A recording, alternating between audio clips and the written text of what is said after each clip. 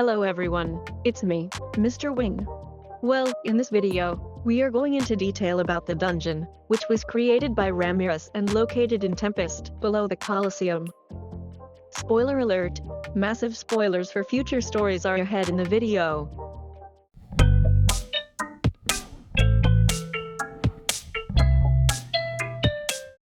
Just like a typical RPG theme, rimuru, with the help of Ramiris, created the dungeon. The dungeon is also known as the Underground Labyrinth. It was created using Ramiris' intrinsic skill, Small World. It consists of a total of 100 floors. Veldora is the final boss and rules over the dungeon while Ramiris supervises it. Now, let's start with, what features does the dungeon have?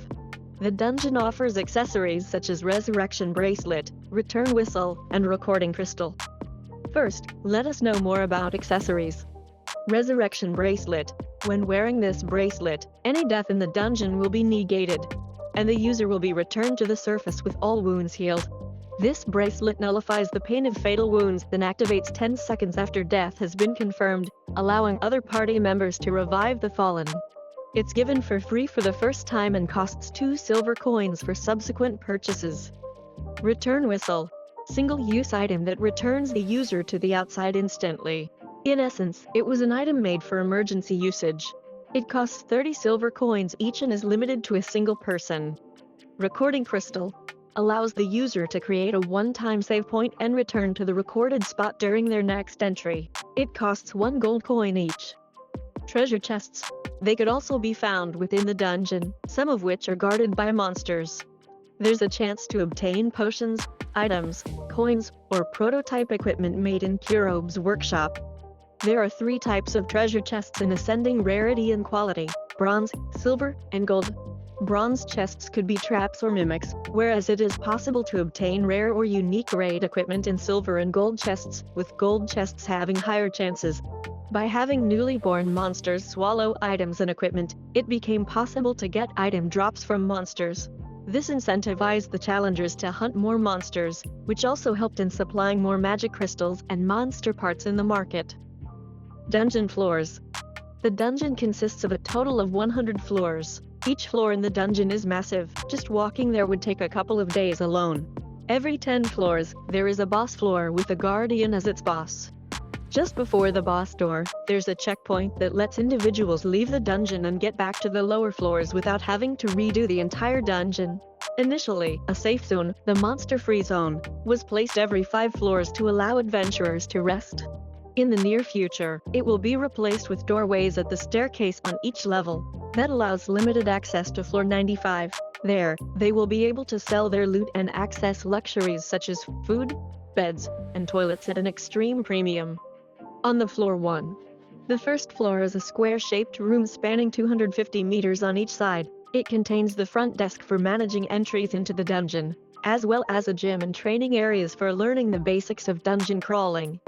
People who die on this floor are automatically resurrected for safety, even without a revival bracelet. Floors 2 to 4. This is the starting point of the dungeon. There are no instant death traps, and the enemies are low-level, F-rank monsters. Treasure rooms in this area are protected by a single D-ranked monster and contain common but useful items, such as low-level potions. Floor 5. A floor where more challenging monsters of D rank can start to be found as random enemies. Treasure chests start containing actual equipment and sellable market goods starting on this floor. Floor 10. The first floor contains a boss in the form of a B-rank black spider. Later, rimuru will add monthly rewards. The first 5 parties to clear it in a given month will receive 3 gold coins. Floor 20. A boss floor contains a B+ evil centipede. The reward for this floor is 5 gold coins for the first 5 parties to clear it each month. Floor 30. A challenging floor with a B+ ogre lord and his 5 subordinates. The first 5 groups to complete this floor in a month will receive 10 gold coins. Furthermore, special slotted weapons will now be found as extremely rare loot in treasure chests. Floor 40. A boss floor, containing the A- ranked Tempest Serpent. The first 5 parties to clear it in a month will receive 20 gold coins. Additionally, slotted weapons will begin to appear as boss drops after this floor. Floors 41 to 48. As the journey progresses, the floor traps become increasingly dangerous. A single careless step or a sudden, sharp turn could lead to instant death. Floor 49. On this floor, the main challenge arises from slime creatures. These slimes have the ability to combine and form a giant mass over 3 meters thick, blocking the exits for the challengers. Physical attacks like slashing, beating, or ramming don't work on the slimes because they are immune to physical attacks. In this floor tightly sealed hallways, the use of magic is limited as explosive spells would be too risky. While individual slimes may not seem threatening, they slowly move into attack and become a significant threat when cornering the challengers. Other risks on this floor include corridors with floors made of slime, slimes falling from the ceiling, and incredibly durable golems made of slimes. Each of these slimes is extremely corrosive and will completely dissolve a challenger's equipment over time. Floor 50. A boss floor is guarded jointly in shifts by the A+ ranked guards, Gazel and Mezel. Gazel is a large humanoid ox with a pair of thick horns and a nose ring, and Mizu can be considered to look like minotaurs with horse heads instead of ox heads.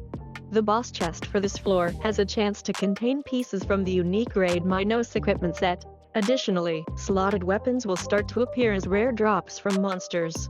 The first party to successfully clear it within a month will receive 100 gold coins. Floors 51 to 59. These floors contain traps such as laser beams, sonic cannons, poisonous gas, and numerous golems. Floor 60. A boss floor that has an elemental colossus created by Ramiris as its guardian. After this point, the enemies have a much greater intelligence and work in a semi-organized manner, increasing the difficulty drastically. Floors 61 to 69. Floors filled with undead summoned by a Doungen. These floors are collectively called the Haven of the Dead. Floor 70. A boss floor styled like a necropolis named Kingdom of Death. Its guardian is a Doungen with Albert serving as his vanguard and the dead dragon Venti as the tank. Floors 71 to 78. These floors are occupied by giant insects, including deadly army wasps under Apito's command. Floor 79. A floor that has the insect queen Apito as its boss. Apito's appearance is a queen wasp insect. In this state, she had the appearance of an extremely large black and yellow wasp over 30 centimeters in length and 30 centimeters in height. Floor 80. A boss floor with the overwhelmingly powerful Ziegen as its guardian. Ziegen resembles a large beetle with characteristics of both stag beetles and rhinoceros beetles. Floors 81 to 89. These floors are a paradise for magic beasts. From the floors 80 to 89 of the dungeon, each floor is guarded by one of the 8 legions. 8 legions refers to the 8-tailed beasts of Kumara. Floor 90. It's a boss floor that rarely sees any challengers. Kumara is its guardian and she resides in a luxurious mansion on the floor itself. Floors 91 to 94. These floors serve as production and storage facilities. 91st floor.